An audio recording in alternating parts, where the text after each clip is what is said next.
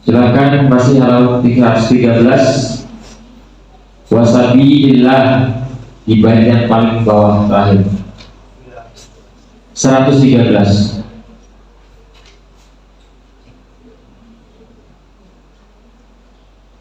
Wasabilillah, menunjukkan makna sabilillah itu apa? Wasabilillahi huwa. Nah, silakan. Sudah ketemu? Bismillah.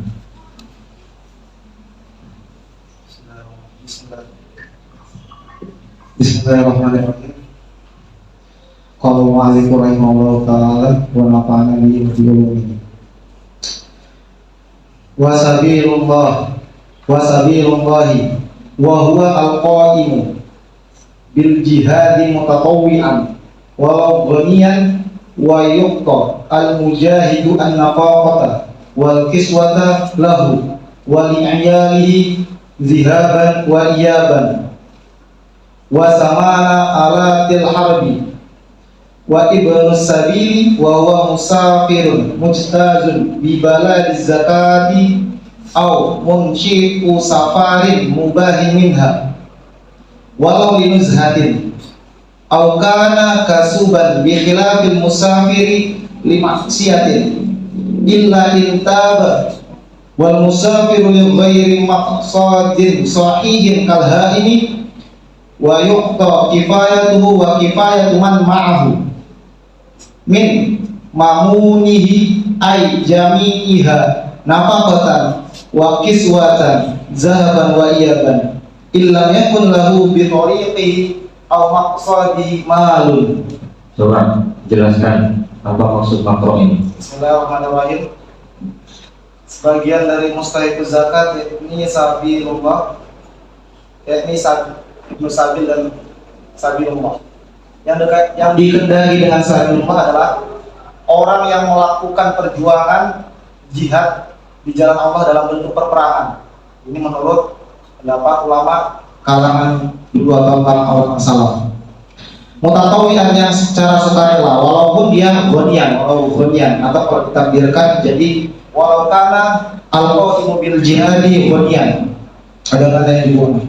Wa yuqa al-mujahid, seorang yang berjihad tersebut diberikan di dalam beberapa aspek kehidupan, kebutuhan kehidupan, yakni berupa nafkah, kiswah yaitu pakaian bagi dirinya dan iyal itu adalah keluarga atau kerabat.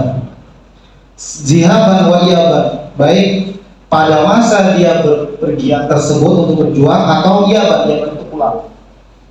Wa samana alatil harbi, ini jadi maf'ul dengan ataf pada nafkah, atau kalau dikira-kirakan wa yuqta al-mujahidu samana alatil harbi, sehingga kalau dimurati seorang mujahid tersebut diberikan biaya alat-alat perperangan yang dia gunakan selama berjuang tersebut. Itulah aspek-aspek yang diberikan kepada seorang mujahid. Pak Ibnu Sabil, selanjutnya dari Ibnu Sabil. Secara bahasa itu anak jalanan, secara bahasa. Tapi secara pengertian fikih, istilahnya itu adalah musafirun. Seorang musafir atau seseorang yang melakukan perjalanan mujtazun. Mujtazun itu melewati, yang melewati di balad zakat, suatu daerah kawasan yang sedang melakukan proses perhitungan zakat. Atau munsiku safarin mubahin, orang yang memunculkan, atau kalau kita bahasakan dengan yang mudah itu orang yang berniat atau orang yang sedang melakukan perjalanan yang mubah. Kenapa kok harus perjalanan yang mubah? Karena sesuai kaidah fikih al-ruqasu la tunatu bil ma'asi, sehingga harus perjalanan yang dilegalkan secara syar'i. Walau linuzhatin, walaupun itu tujuannya untuk refreshing. Nuzhah itu refreshing. Au kana kasuban, atau dia seorang pekerja, kalau kita bahasakan dengan yang enak, pegawai atau honorer atau serana. Bikhilafil musafiri maksiatin, berbeda dengan seorang yang melakukan perjalanan dengan tujuan maksiat, begal, pembunuhan, tawuran dan lain sebagainya, karena tidak selaras dengan kaidah fikih. Ila intaba, kecuali nanti dia bertaubat di tengah perjalanan. Wal musafir li ghairi maqsadin sahihin, seorang yang melakukan perjalanan, seorang traveler yang tidak memiliki tujuan. Maksudnya itu suatu tujuan sahihin yang benar, dia tidak memiliki tujuan yang jelas. Seperti haim itu orang yang kebingungan, orang yang kabur dari penjara atau orang yang kabur dari mana saja, tidak memiliki tujuan, yang penting dia berlari, maka ini tidak dikategorikan sebagai pengecualian dari musafir, karena ini atofnya ke al-musafir maksiat. Bi khilafil musafir lil maksiati wal musafir li ghairi maqsadin sahihin. Wa yuqtaqi ma yatuhu, ini menjelaskan kelanjutan dari Ibnu Sabil. Apa sih yang diberikan kepada seorang Ibnu Sabil? Kifayatu, kecukupan dia dari aspek selama perjalanan tersebut, berapa uang saku yang dia butuhkan.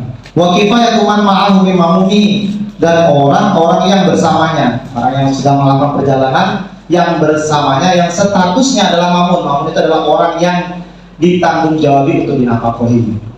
Jadi lihat semuanya. Kalau di situ ada ayah, ada ibu, atau ada anak yang memang harus dinafkahi. Nafkah dari segi nafkah, wah kiswatan dari segi pakaian.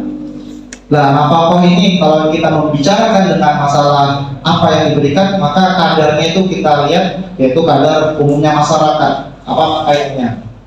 Zihaban wa iyaban, selama dia pergi atau selama dia pulang. Ilam yakul lahu bi tariqi aqsadhi alun. Ini syaratnya ya. Syarat seorang yang musafir untuk mendapatkan zakat yakni ilam yakul lahu, apabila dia bagi dirinya selama perjalanan tersebut atau selama menuju tujuannya tersebut tidak memiliki harta malum. Terima kasih. Baik. Tadi dibaca sabilullah. Kenapa sabilullah? Wasabilullahi. Enggak rancu. Kenapa enggak sabilillah saja? Wasabilullahi. Jadi sabilillah ini tetap sabilillah. Meskipun sekarang ini sama seperti kita mengucapkan salam. Assalamualaikum itu untuk kum itu untuk domir satu atau banyak? Kum banyak. Kenapa kalau kita jumpa itu assalamualaikum? Sebentar. Kenapa kalau kita assalamualaikum walaupun itu khitabnya cuma satu? Karena di annahu ma'al ma'al, karena kita menghitab juga kepada malaikat. Jadi itu kalau konteksnya secara tasawufnya di situ, karena kita ada malaikat yang mengiringi seorang selama hidupnya. Akhirnya kum itu ya walaupun secara personal tapi ada malaikat yang mengiringinya, yaitu malaikat Raqib dan Atid. Nah, itu kan berarti tafsirnya. Nah, kalau sabilullah gitu. Wasabilullahi, nah ini kan menjelaskan tentang kelanjutan dari mustahik zakat tadi. Bahasanya iqtawali mustahiqiyah, menjelaskan tentang siapa saja yang mendapatkan. Jadi kita membahas tentang sabilillah, kalimatnya dulu. Ya. Jadi kalimat dalam bahasa Arab ini ada yang sudah menjadi uruf, keumuman, kemakrufan. Maka kata sabilillah tetap sabilillah. Ini untuk kalau istilah itu namanya serapan kalau bahasa Indonesia. Itu hanya bisa diterapkan ketika kita membaca literasi yang berbahasa Indonesia. Itu dibenarkan. Tapi ketika kita membaca dalam konteks bahasa Arab, maka standarisasinya itu langsung. Tuh, kalau dalam bahasa Indonesia standarisasinya adalah kamus besar bahasa Indonesia atau ejaan yang disempurnakan EYD. Sehingga dalam EYD maka tidak rancu kalau itu sabilillah. Tapi kalau ini konteksnya adalah nausor, fikih, literatur klasik bahasa Arab. Baik, selanjutnya wal qaim. Ya. Coba statusnya menjadi apa wahwa itu? Wahwa di situ menjadi mubtada yang berupa domir yang wujudnya atau pakainya kepada mufrad muzakkar ghaib yang kembalinya kepada sabilullah. Kemudian al-qaim Di situ menjadi khobar dari dua khobar yang berupa mufrad. Kemudian bil jihadi al jihad ini ditanyakan ta'alluqnya atau bagaimana? Nahwunya bil jihadi al jihad situ kalimat isim dengan yang khobar, amil yang mengkhobarkannya adalah huruf jar. Karena amil yang mengkhobarkan ada 3, huruf jar, kemudian na dan mudhof dan idhofah. Di sini ada huruf jar yaitu bil jihad yang mana ta'alluqnya kaitannya dengan al-qaim. Kemudian mutatawwi'an di situ menjadi hal. Karena di situ berupa kalimat sifatnya isim fa'il dan dalam kondisi nasab dan dalam kondisi nakiro. Baik, walau Kalau gonian di situ goniannya menjadi khobarnya kana yang dibuang. Yang kalau kita takdirkan walau kana sabilullahi gonian. Kaidah nahwu ini berdasarkan salah satu hadis aulim walau bisyatin. Kalau dalam sarahnya dijelaskan aulim walau kana al-walimatu bisyatin. Baik, selanjutnya wa yu'ta. Kita coba di tasrifkan. Bismillahirrahmanirrahim. Wa yu'ta di sini fi'il yang mabni majhul.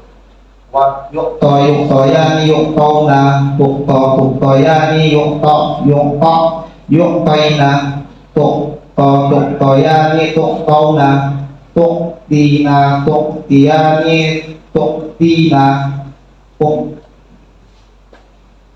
Itu tasrifnya tasrif lughawi. Ya, lughawi. Kemudian yu'ta ini kan mudhari. Madhinya apa nih? Fi'il madinya di situ aqta yu'ti yang mengikuti wazan afala yu'ilu. Sehingga ketika ditasrif aqta yu'ti ya'ta wa muqtan fa wa muqtin wa zafa muqtan aqtila tu'ti muqtan. Baik, cukup. Terima kasih. Terima kasih Pak, maaf kalau ada kesalahan. Assalamualaikum. Waalaikumsalam warahmatullahi wabarakatuh.